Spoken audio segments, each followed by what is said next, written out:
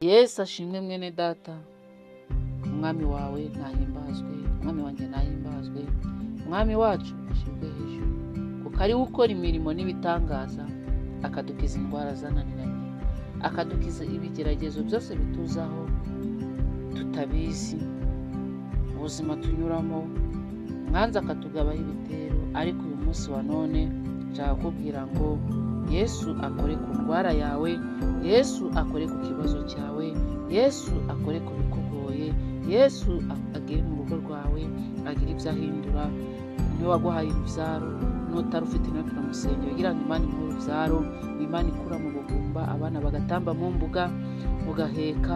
Imana yibutse Hana nawe yakwibuka, Imana yibutse Namani ikamukiza indwara, nawe irakwibutse ikugirira iyo ndwara yari kubayeho akarande igihe kirekire.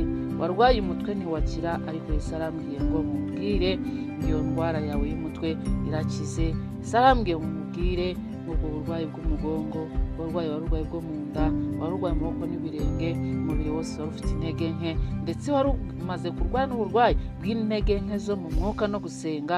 Ariko Yesu arambwiye mubwire ngo uyu munsi wa none aragukijije, Yesu arakwibutse, Yesu aragutabaye, arategetse iyo ndwara ikuve. Wararwaye ndetse uranarwaza, uzi uko bimera, nawe azi uko bimera, Yesu azi uko bimera, arategetse indwara yawe nikuve. Ubutumwa bwiza uko bwanditswe na Luka ibice 5 umurongo wa 13 ari kuvuga ngo Yesu arambura ukuboko amukoraho ati ndabishaka kira. Muri ako kanya indwara ye imuvamo. Umva uko Yesu ategetse ngo arabishaka kira, arabishaka tabarwa, arabishaka agira amahoro, arabishaka yuko urugo rwawe rwubakwa rugakomera, rukagira iterambere, rukagira umugisha. Iyo ndwara yabagenzeho igihe kirekire yo gutuma urugo rwanyu rutagenda neza, yo gutuma ibintu bitagenda neza, ariko Yesu arabishaka. Twavuze ngo kira, tabarwa, girirwa neza, nawe gira umugisha nk'abandi bose. Yagushize imbere inzira ebyiri, ashize ubugingo n'urupfu, ashiraho umugisha, ashiraho n'umuvumo. Ariko izo nzira noweho wazihitiyemo. Inzira njye nkwitiyemo ni ubugingo n'umugisha. Ibindi byose umwanzi n'utugabaho ibyo bitero, arabishaka. Gira ubugingo, ubugingo bwawe ni burame, uramire kubona ibyiza, uramire kubona umugisha. Ushobora kuba uri umusore cyangwa umukobwa, warasenze Imana ikubwira ko izakugirira neza, ariko kubw'amaraso ya Kristo, kubw'amaraso ya Kristo arabishaka. Nawe agirirwa neza,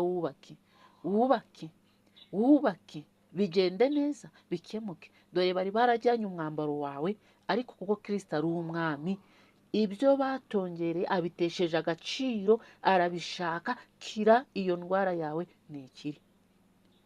Agukojejeho ikiganza Kristo, agukojejeho ikiganza Kristo, iyo ndwara ni ikiri, ibyo bibazo ntibigende. Agukojejeho ikiganza, arabishaka, arabishaka. Kristo ntabwo ajya atererana abamwiringiye n'abamwizeye. Yesu arabishaka. Kira.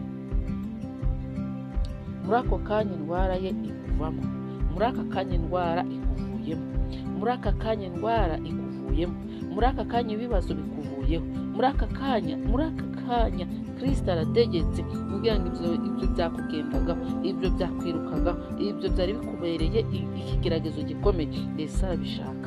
Nawe genda ucuruze, nawe genda wunguke, uzibuke gushima Imana. Ngo Yesu amaze kubona ko iyo ndwara imuvuye, Yesu amaze kubona ko iyo ndwara igiye, Yesu amaze kubona ko ibyo bibazo bigiye, aramubwira ati ndakwihanangirije cyane, utagira abo bibwira.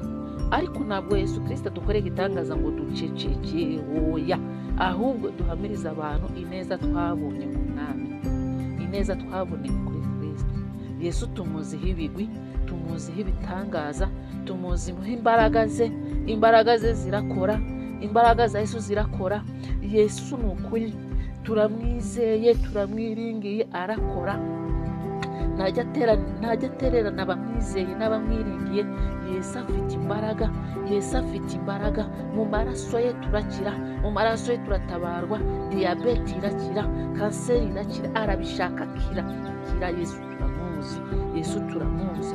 Twiringiye umuntu wa nyawe, twiringiye umuntu ufatika, twiringiye umwami. Ni ukuri igitangaza akora cyose kirasohoka. Nawe mwizere, umukurikire, umunambeho, ntumuveho, kuko azakora ibirenze.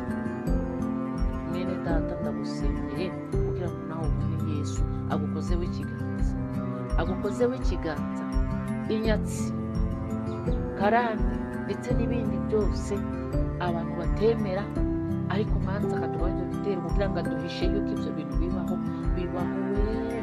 Yaje araza yitangira be, ajya ku musaraba kugira ngo arangize byose, nawe rero uyu munsi gutabarwa kwawe kugaragara, ibyiringiro bigaragara. Wagize umushinga, wapanze umushinga, wari warapanze ndetse no kubaka inzu. Ibyo byose umwanzi araza arabyitambika, bikubera uburwayi, ugira stress, uribaza uravuga ati noneho nahera.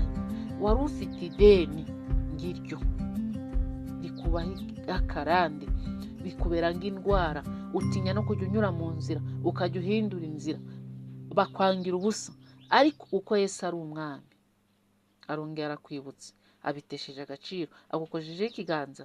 Yesu akore ku ndwara yawe, akore ku deni ryawe, akore ku deni ryawe, akore ku deni ryawe, akore ku byakwirukagaho, bihagarare. Yesu arakwibutsa, Yesu arakwibutsa, Yesu arakwibutsa.